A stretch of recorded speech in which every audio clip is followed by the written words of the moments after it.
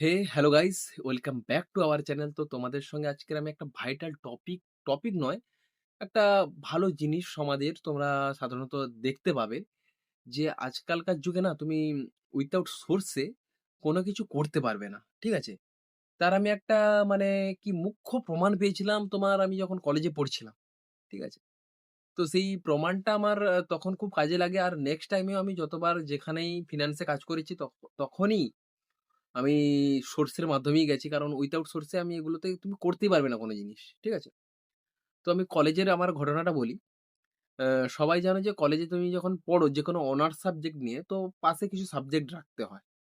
না রাখলে সেগুলো হয় না জিনিসটা। তুমি শুধু অনার্সের সাবজেক্টে মানে অনার্সের সাবজেক্ট করবে বললে হয় না জিনিসটা। পাশে ২ টো সাবজেক্ট রাখতে হয়।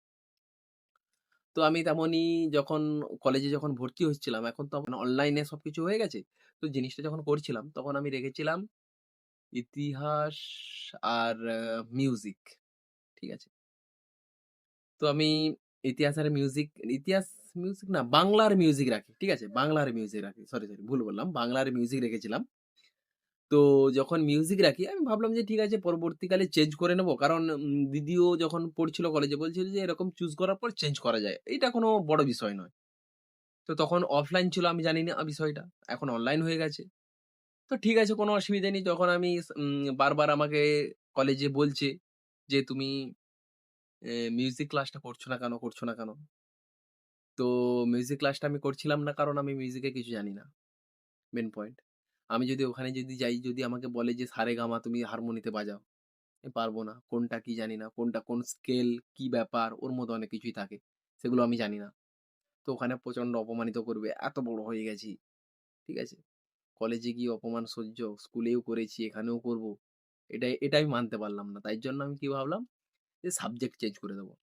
তো তোমরা একটা জিনিসই জানো যে তোমাকে যদি কোনো একটা লেটার লিখতে দেওয়া হয়, তো তুমি লিখে ফেলবে। কোনো অসুবিধে নেই সেটাতে।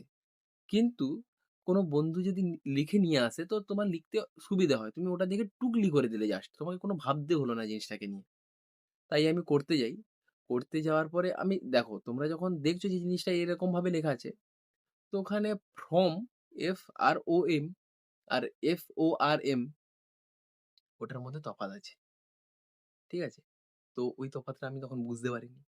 আমি থেকে লিখে দিয়েছি কিন্তু ফর্ম বলতে ফর্মটাকে বোঝানো উচিত ছিল আমার। যেটা ফর্ম ফিল আপ হয় ওইটা বোঝানো উচিত ছিল। তো সেই থেকে কি হয়, আমি যখন প্রিন্সিপালকে ওই লেটারটা জমা দিই, তখন ধরে ফেলে যে, "তুই এর টুকলি করে নিয়ে এসেছিস।" ঠিক আছে?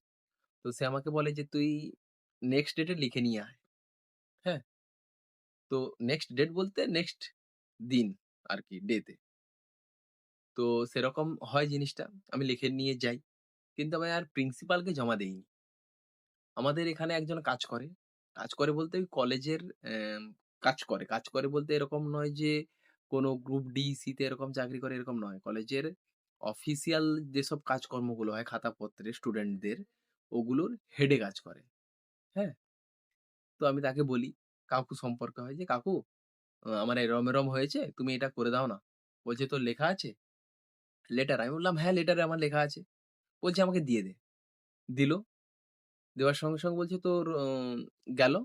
গিয়ে বলছি, "তুই এ এই ২ টো সাবজেক্ট থেকে এই ২ টো সাবজেক্ট চেঞ্জ করবি তো?" মানে আমার ছিল আ ওই মিউজিক বললাম, মিউজিক থেকে আমি সংস্কৃত করে নিয়েছি। ঠিক আছে? আমি বললাম, "হ্যাঁ, করে দাও।" তো গেল কাকু, গিয়ে ওখানে যে কম্পিউটারে ওগুলো করে তাকে বলল যে, "এটা থেকে এটা চেঞ্জ করে দাও।" বলে সঙ্গে করিয়ে আমাকে দিয়ে দিল। ঠিক আছে? কিন্তু আমার যে বন্ধুটা প্রিন্সিপালকে দিয়ে করিয়েছিল জিনিসটা, ওটা কিন্তু অনেকদিন সময় লেগেছিল। আর তুমি যদি সাধারণত দেখো যে প্রিন্সিপালকে দিয়ে বা অফিসিয়াল ভাবে এইভাবে তুমি কাজকর্ম করতে চাইছো, যেটা নিয়ম, তাহলে কিন্তু তোমার দেরি হবে। কিন্তু আমি ওখানে জানি বলে আমার সোর্স আছে বলে ওখানে কিন্তু আমি ২ সেকেন্ডে করে নিলাম জিনিসটা। আমি গেলাম, গিয়ে ওই লেটারটা ধরালাম আর করিয়ে দিল। বুঝতে পারছো তো? তো এইজন্য বলছি আজকালকার তোমার যদি সোর্স যদি ভালো জায়গায় থাকে না, তুমি যেকোনো জিনিস ১ সেকেন্ড ২ সেকেন্ড তোমার সময় লাগবে।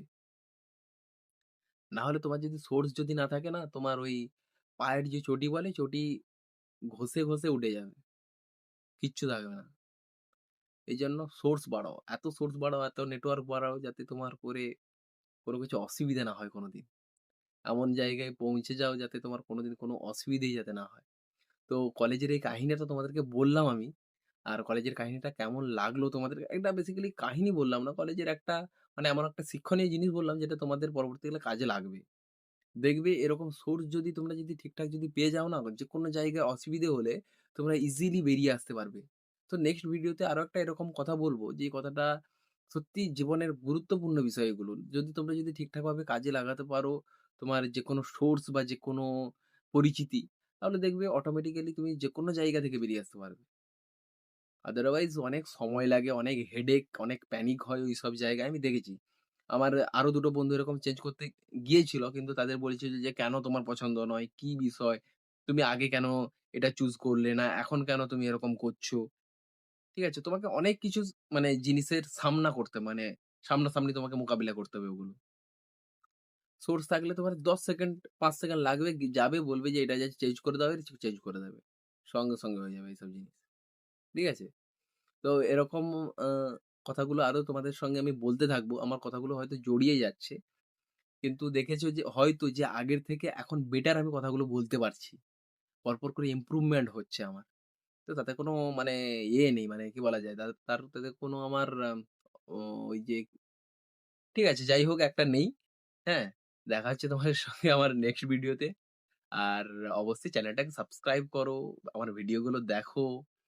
তোমাদের অবশ্যই ভালো লাগবে। আমি ব্লগগুলো বানাবো। কোনো অসুবিধে নেই তাতে। আর অবশ্যই সাবস্ক্রাইব করে দাও, লাইক করো অ্যান্ড কমেন্ট করো।